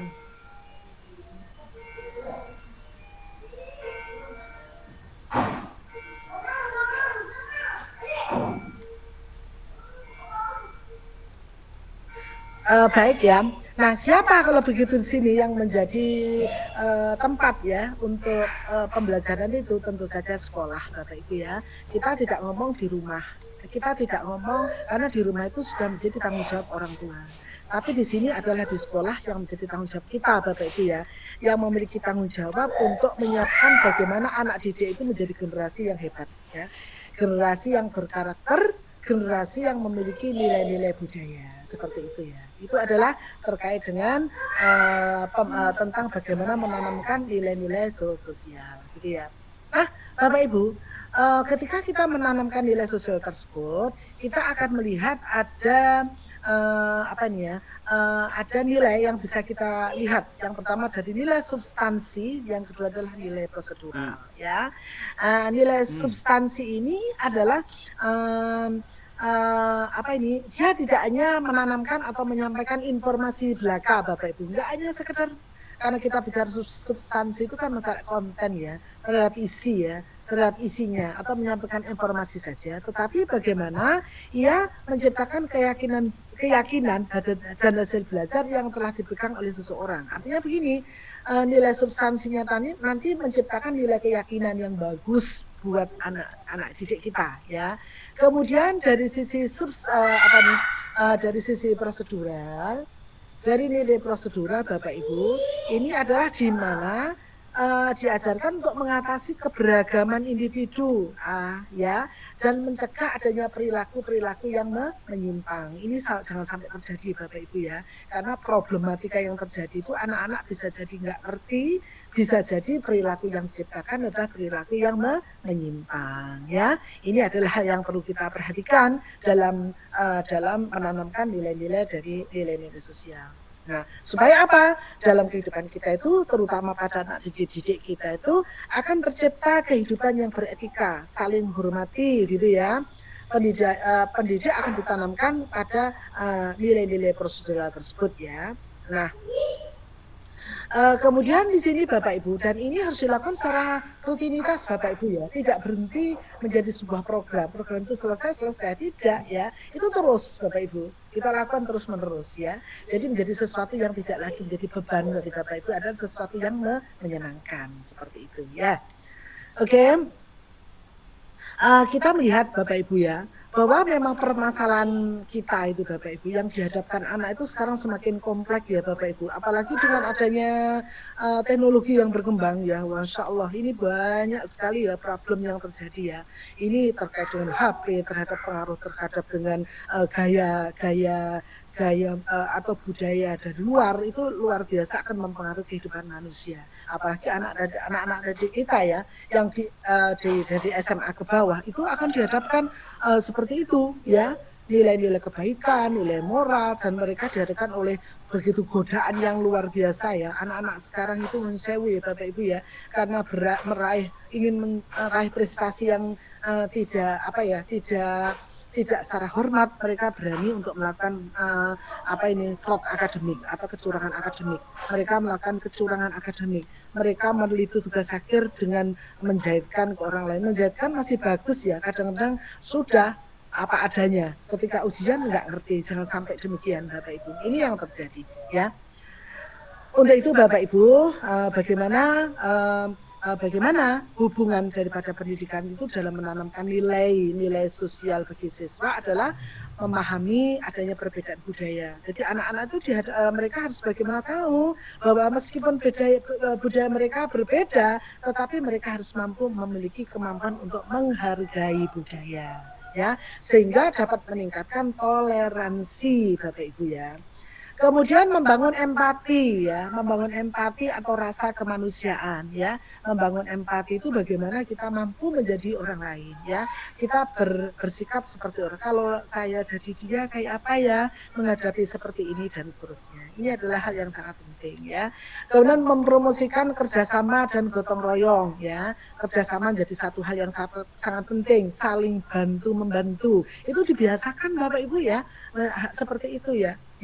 Jangan sampai guru itu menganggap bahwa dirinya harus dilayani gitu ya. Karena guru-guru itu datang ke kelas kok membawa laptop berat, bawakan nak. Jangan semata-mata itu, tapi biarkan anak-anak itu merasa memiliki kepedulian untuk membantu kita. Jangan kita meminta, nak bawakan ini, apalagi dengan keras itu ya.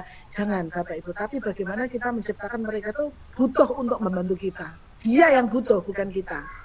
Saya masih ingat Bapak Ibu, ketika saya berada di Australia, Bapak Ibu ya, saya kurang lebih sekitar insya Allah 3 bulan saya di Australia. Itu saya punya seorang profesor ya, namanya Moll Bapak Ibu, Mr. Moll ya. Beliau itu luar biasa. Dia itu profesor, tapi profesornya luar biasa. Dia ketika setiap kali panen gitu ya, karena dosen di sana itu juga punya pekerjaan lain, ada yang menjadi pedagang, ada yang menjadi petani, ada yang menjadi peternak gitu ya. Dosen saya itu namanya Moll, itu profesor. Itu ketika dia itu panen di rumahnya, dia membawakan buah untuk mahasiswa, termasuk saya. Waktu itu kami mahasiswanya ada 14 orang ya. Dia datang itu tangan kiri membawa box berisi buah-buahan, tangan kanan tuh membawa buku. Ya, jadi dua-duanya gitu ya. Dia masuk di kelas, sebelum masuk kelas, kami membantu mengatakan, no, kata gitu, no, this is my, dia mengatakan bahwa ini tanggung jawabku, kamu tidak bertanggung jawab, ini tanggung jawab saya. Gak mau Bapak Ibu. Itu seorang profesor yang ada di Australia, murni orang Australia. Jadi kanan bawa buku, kiri bawa buah, padahal buahnya untuk kita. Bukunya itu adalah untuk pembelajaran di kelas. Itu kan kita membantu orang Indonesia, ayo saya bantu. No, gak mau. Gitu Bapak Ibu, itu luar biasa. Nah Bapak Ibu apa sudah begitu apa tidak gitu ya.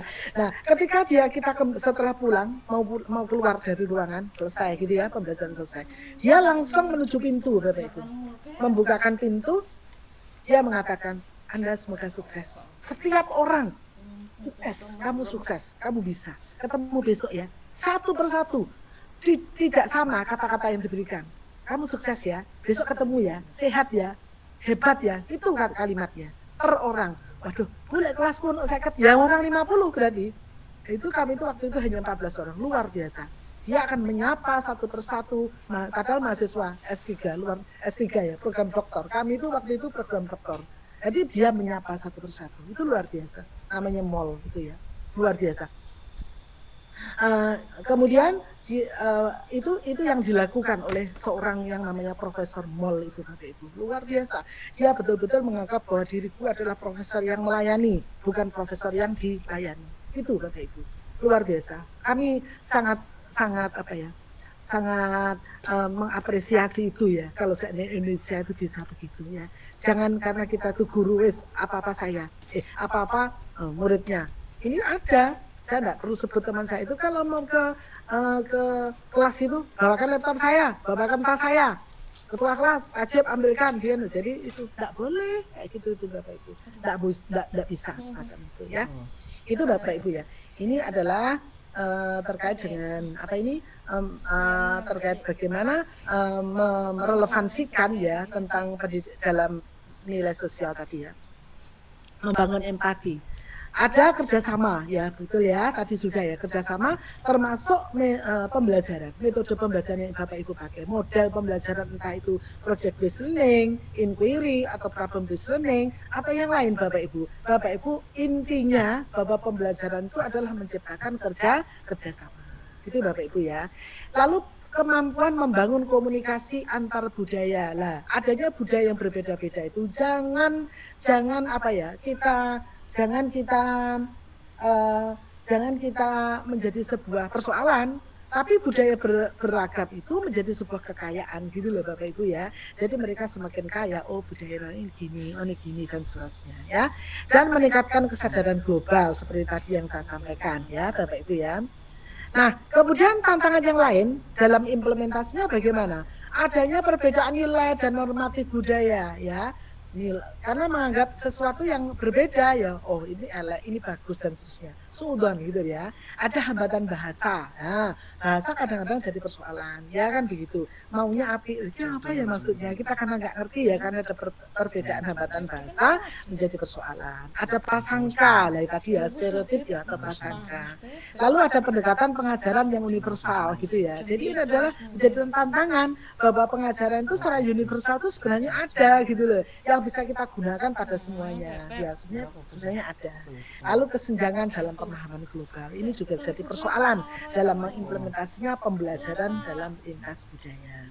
Oke Bapak Ibu, lalu bagaimana peluangnya? Ya, peluang yang kita berikan bisa dalam pengembangan kurikulum itu sudah ada nuansa ya, pembelajaran lintas budaya. Harusnya ada pembelajaran berperspektif, berbasis pada perspektif yang berbeda, ada pembelajaran diferensial. Itu salah satu bentuk Bapak Ibu ya, pembelajaran terkait dengan pendidikan lintas budaya. Anak-anak punya gaya yang berbeda-beda, gaya belajar kinestetik, yang satunya audio,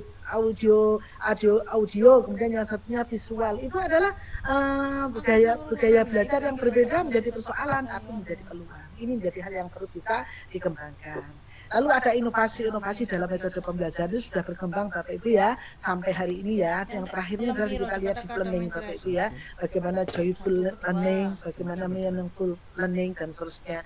Itu menjadi sebuah inovasi dalam metode pembelajaran. Lalu keterlibatan siswa, ingat Bapak Ibu, apalagi orang sosial ya, pembelajaran sosial itu adalah membutuhkan keterlibatan siswa yang lebih tinggi Bapak Ibu, kan begitu. Lalu ada penguatan kompetensi global. Ini adalah hal yang juga sangat penting. Bagaimana kompetensi global tersebut bisa kita lakukan, bisa kita gunakan menjadi dasar di dalam wawasan dalam mengembangkan pendidikan lintas budaya. Bagaimana cara mengatasinya, Bapak Ibu ya? Pelatihan kultural untuk pengajar. Jadi SDM-nya, ya tandiknya itu disiapkan. Bagaimana dia juga memiliki kebiasaan untuk melatih pembelajaran berbasis pada kearifan lokal, misalnya seperti itu ya, atau budaya yang mau dikembangkan di sekolah. Itu ada pelatihan khusus dan juga ada progres dan ada evaluasi. Ya. Kemudian memberikan pendekatan pembelajaran yang fleksibel dan inklusif tadi Bapak Ibu ya, pembelajaran yang fleksibel, bagaimana yang dibutuhkan oleh siswa, jangan sampai menjadi persoalan diskriminasi yang terjadi sehingga betul-betul memberikan tempat ya, ruang yang belajar yang luas, adanya perbedaan-perbedaan yang ada itu ya. Oke, kemudian kita lihat penanaman sosial itu adalah untuk meningkatkan toleransi, jelas, membangun kesadaran, oke, dan mencegah terjadinya konflik antar siswa. Aplikasinya yaitu dalam penerapan pembelajaran, kegiatan ekstrakurikuler dan pembentukan karakter. Ini endingnya nanti ke sana, ya. Bagaimana pembelajaran yang lebih inovasi, kreatif, berbasis pada nilai gitu ya. Kegiatan ekstrakurikuler diarahkan bagaimana pengembangan atau penguatan nilai sosial dan pembentukan karakter adalah dalam rangka untuk menciptakan anak yang memiliki berkarakter yang hebat begitu ya. Oke, kemudian ini adalah coba ada studi kasus ya yang coba dikembangkan ya, nilai sosial bagi mahasiswa. Ini dari sebuah jurnal, nanti saya berikan untuk ini ya. Oke, saya kira itu Bapak Ibu. Monggo silakan Bapak Ibu, barangkali ada yang mau ditanyakan, silakan. Ada Bapak Ibu yang ditanyakan? Kalau tidak ada, saya akan share. Saya cek dulu ya Bapak Ibu ya. Mohon maaf, ini yang tidak hadir siapa ini ya? Sebentar. Ini saya simpan. Mohon maaf, Pak Samsul hadir ada nggak? Pak Samsul? Halo? Pak Samsul hadir? Tidak hadir ya, Pak Samsul ya. Oke. Pak Hendra? Halo? Oh, apa ini?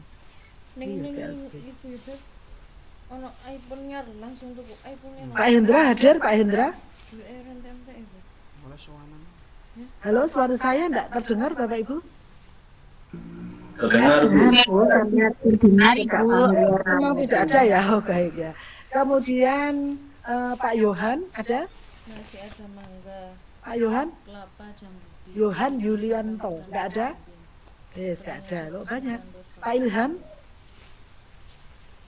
Saya Bu, Ilham ada ya? Ada ya? ada Bu, Pak ada. Ilham Ardiansah ada. Pak Ahmad Zainuddin? Pak Muhammad Zainuddin? Ada? Tidak ada. Anu Bu, ya Bu, izin umroh Bu, Oh, izin umroh. ibadah umroh. Ya Bu. Ya, baik ya. Baik, kemudian Pak Nursianto Nggih, wonten Bu. ada ya. Bu Fani ada? Bu Fani? Ada. Ada. Bu Mariana boleh? Bu Mariana? Ada Bu. Oh, ada. Pak Yudinanto. Pak Yudinanto? Ben bau itu. Ada Bu. Halo? Ada. Bu Eti? Nggih. Nggih, Bu Eti? Ada, Eti? Bu. Ada. Ada. Nggih. Bu Herlia? Oke, sampun. Bu Herlia? Ada Bu. Ada. Pak Lutfi? Ada Bu, hadir saya Bu. Oke, Pak Teguh? Hadir Bu. Pak Teguh hadir. Dan Bu Meyarini? Bu Meyarini? Wonten, Ibu. Ya, baik ya. Pak Mufid? Pak Mufid Sobirin? Rumah makan Minang Raya.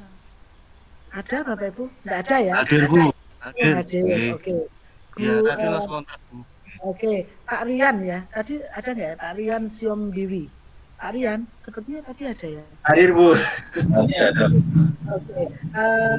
Siapa ini lagi? Bu Fitri. Bu Fitri. Ada Bu Fitri Juli Baginda. Hadir, Bu. Hadir ya. Kemudian Inyoman Wiranata. Pak Nyoman. Ada? Nggih, wonten Bu. Ada ya. Pak Waode, Bu. Bu Waode Suryani. Hadir, Bu. Oke, baik. Kemudian Halo, Bu. ya, Bu Sartina. Bu Sartina. Hadir, Bu. Oke. Pak Ilyas hadir ya.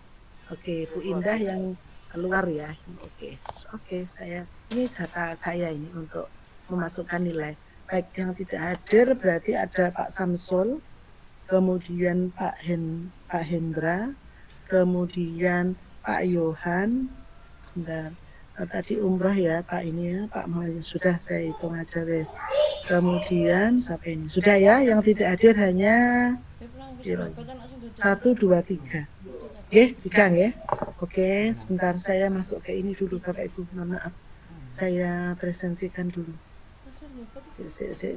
Sebentar. Biar bisa dicek semuanya. Oke. Mam gak tahu mam kepiting aku. Sebentar. Keras kabeh. Oke. Ini berarti kita buat tanggalnya karena harus 3 kali ini Bapak Ibu.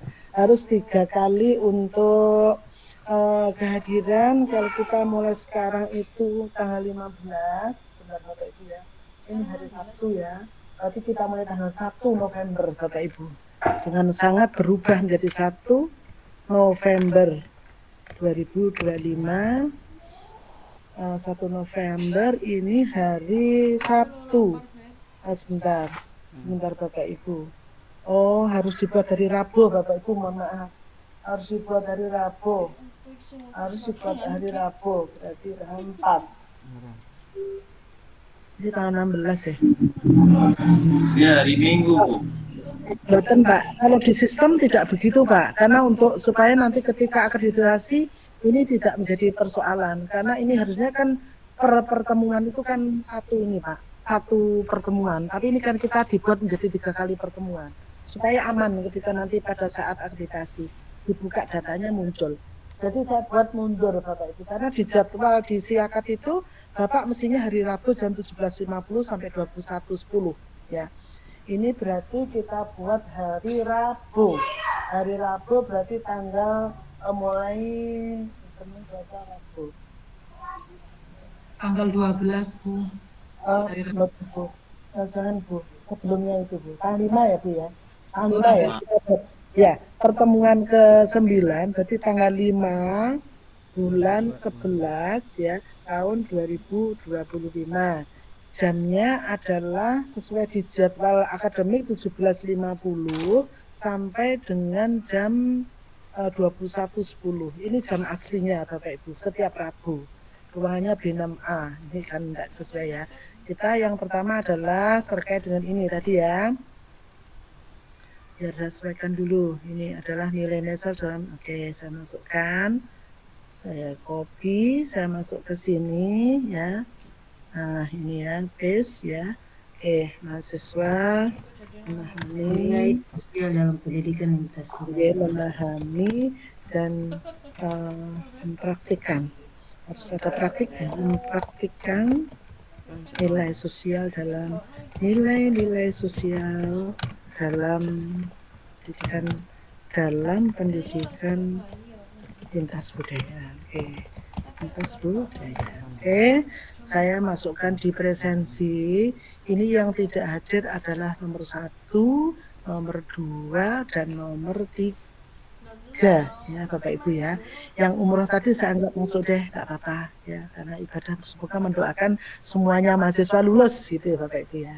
Oke. Ya kita simpan. Saya minta passwordnya ya Bapak Ibu ya, supaya bisa. Nah ini ya.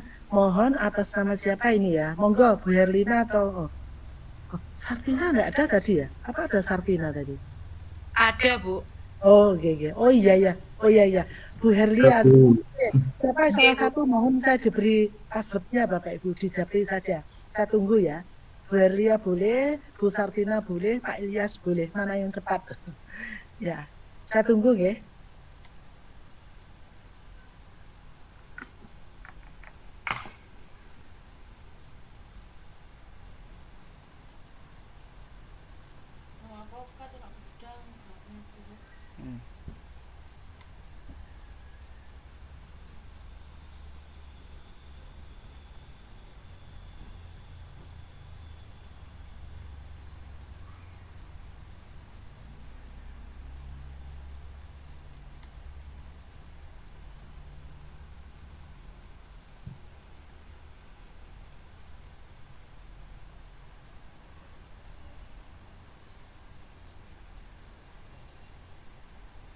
Oke.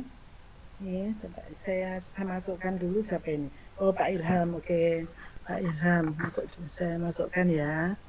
Pak Ilham. Kok Pak Ilham ya? Pak Ilham Ardiansah. Ini enggak ada ya? Pak Ilham. Pak Ilham. Saya Bu. Oke. Ketua kelas. Oh iya. Pakainya siapa? Karena yang muncul ini. Nanti kalau nanti saya rubah, merubah. Ya, yang muncul di sistem Pak. Enggak apa-apa, ini Bu Herlia juga ada. Oke. Nah, ini Bu Herlia. Oke. Coba verifikasi saya gunakan.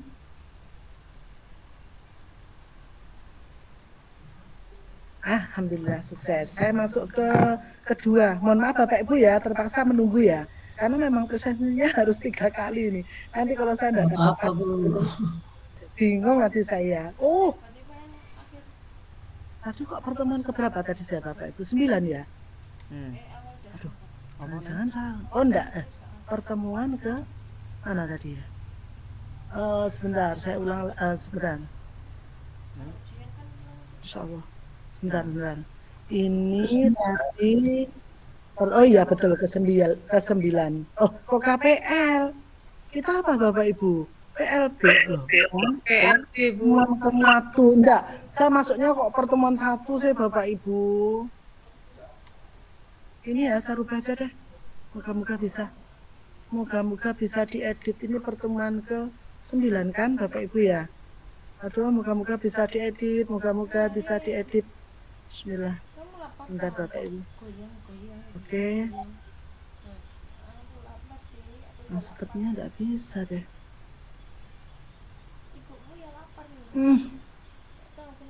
Bukan enggak bisa, Bapak Ibu sudah tersimpan. Saya ulang lagi aja Bapak Ibu ya. Timbangnya anu. Saya ulang lagi aja Bapak Ibu, keliru tadi kok masuk pertemuan 1 sih Bapak Ibu. Masya Allah, salah. Ini saya ulang lagi aja Mas biar. Ya. Ini saya ulang aja, ini loh. Pertemuan 9 kan Bapak Ibu. Nah tadi saya pertemuan 1. Nah ini ya tanggal 9 Bu. Iya tanggal berapa tadi? Tanggal 5 ya. Tanggal 5 bulan 11 2025 ya. Oke, jamnya jam 17.50. Oke, sampai dengan jam 21.10. Oke. Oke, ini saya pakai ini. Semoga masih ada mahasiswa dapat memahami dan mempraktikkan. Oke. Setelah ini, oke. Ini yang enggak masuk adalah nomor 1, 2, 3. Oke, 1, 2, 3. Besar tadi kan saya, sebentar. Besar. Oh ada, oke, besar Tina, oke. Ada Bu. Ya sampun, sudah saya cek. Oke, saya. Kenapa ini?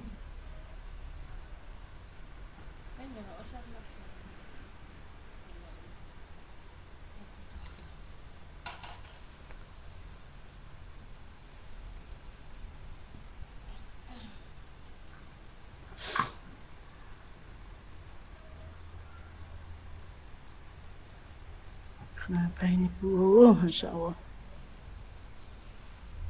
Apa gini aja biar waktunya cukup Bapak Ibu ya. Nanti sambil saya anukan Bapak Ibu. Saya kirimkan dulu saja di grup Bapak Ibu ya. Saya kirimkan di grup untuk tugasnya mahasiswa. Nanti kalau presensinya sudah tidak ada masalah. Nanti saya minta passwordnya nggih. Sebentar. Sebentar ya Bapak Ibu ya. Untuk sebentar ini saya tutup dulu sebentar biar tidak mengganggu. Saya tutup dulu aja. Stop share screen. Nah, itu saya share screen yang untuk ini, untuk tugasnya.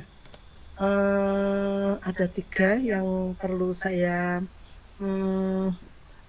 ini Bapak Ibu ya, sebentar. Saya lihat di window untuk ini ya, daftar nilai ya. Nah, ini ya. Hari ini saya minta Bapak Ibu untuk mereview untuk 3 jurnal. Satu kelompok nanti adalah satu kelompok itu adalah 1 jurnal ya. Saya berbasis ini saja ya.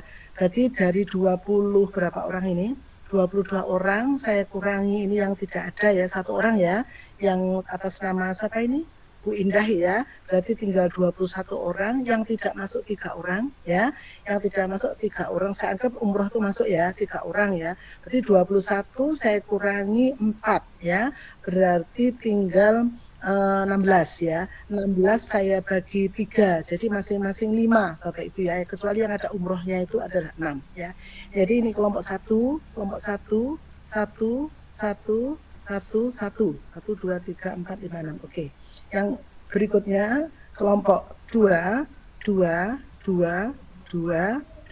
Oke. Kemudian yang berikutnya ini 2. Oke, 2, 1, 2, 3, 4, 5. Masih ada. Bu, mohon maaf Bu. Dalam. Oh sorry 3. 3, sorry Pak. 1, 2, 3, 4, 5, 6. Ini 3 berarti ya. Oke. 3. Sorry.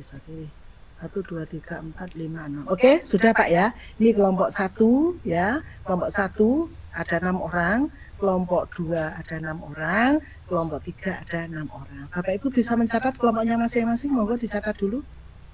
Sampun? Belum Bu, sebentar. Monggo, saya mulai kelompok 1 dulu, wes, monggo. Atau saya kirim Bapak Ibu, ya. Saya kirim di grup. Nah, saya kirim di grup ya. Oke. Saya kirim di grup untuk ini apa tadi mata kuliahnya pendidikan lintas budaya. Pendidikan lintas budaya, Bu. Ya, sebentar ya. Saya dulu Bapak Ibu. Saya masukkan dulu dokumen. Sebentar ya Bapak Ibu.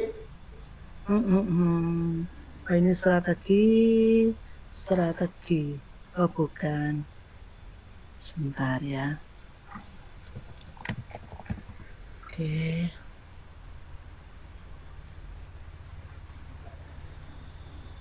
Pendidikan di pasca. Oke, KPLB, daftar nilai. Saya kirim dulu ya, kompong belum saya isi nilainya. Saya tambah, saya kirim ke ini ya, nanti silakan di-download. Materinya saya kirim juga ya Bapak Ibu ya. Ya. Iya, Bu. Ini saya kirim semua.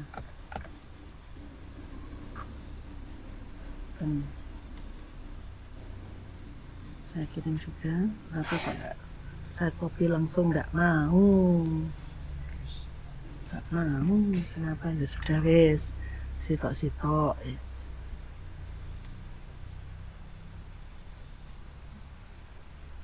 Dah. Oke. Oke.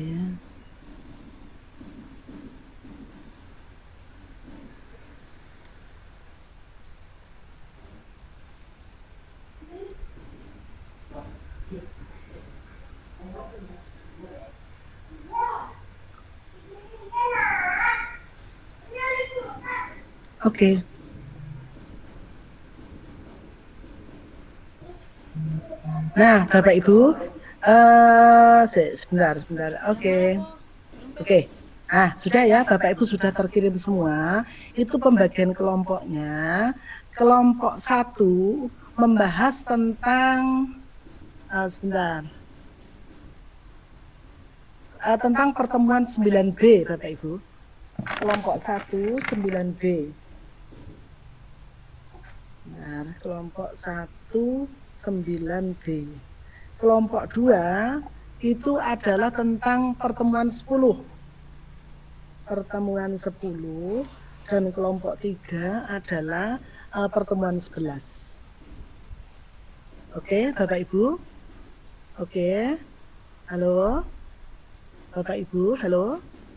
Bapak Ibu? Oke, Bu. Ya, Bu. Jadi kelompok 1 membahas tentang jurnal 9B, kelompok 2 tentang jurnal pada pertemuan 10, dan kelompok 3 adalah jurnal pada pertemuan ke-11. Setelah ini Bapak Ibu silakan untuk off cam, silakan bekerja, saya berikan waktu 30 menit, nanti tiap-tiap kelompok memberikan laporannya, jadi nanti sekitar jam 10:30. Oke lah, jam 11 kurang 10 menit ya, itu nanti sudah dilaporkan. Silakan bekerja Bapak Ibu, silakan on cam nggak apa-apa, langsung diskusi dengan teman-teman. Caranya bagaimana? Bisa telepon ya dengan kelompoknya masing-masing. Oke ya, telepon atau bisa kalau Bapak Ibu kalau pakai laptop gampang ya, jadi pakai HP silakan, atau pinjam HP temannya, teman keluarganya untuk bisa telepon untuk berkoordinasi. Nanti jam 10 kurang 10 silakan untuk menyampaikan hasil temuannya. Saya persilakan. Mungkin sebelumnya ada pertanyaan? Mau tanya, Bu? Ya boleh. Berarti ini kita intinya itu mereview artikel gitu ya, Bu? Betul Pak Ilham, betul sekali. Ya, nggak usah Bapak Ibu item-itemnya diketik gitu ya, seanunya saja. Saya ingin melihat bekerja cepat gitu Bapak Ibu ya, seperti apa temuannya kayak apa, lalu menurut Bapak Ibu seperti apa, gitu Pak aja, ya, gitu ya. Yang lain ada pertanyaan? Tidak ada? Baik, kalau gitu silakan bekerja sesuai dengan kelompoknya masing-masing. Jam 11 kurang 10 menit harus sudah selesai. Terima kasih.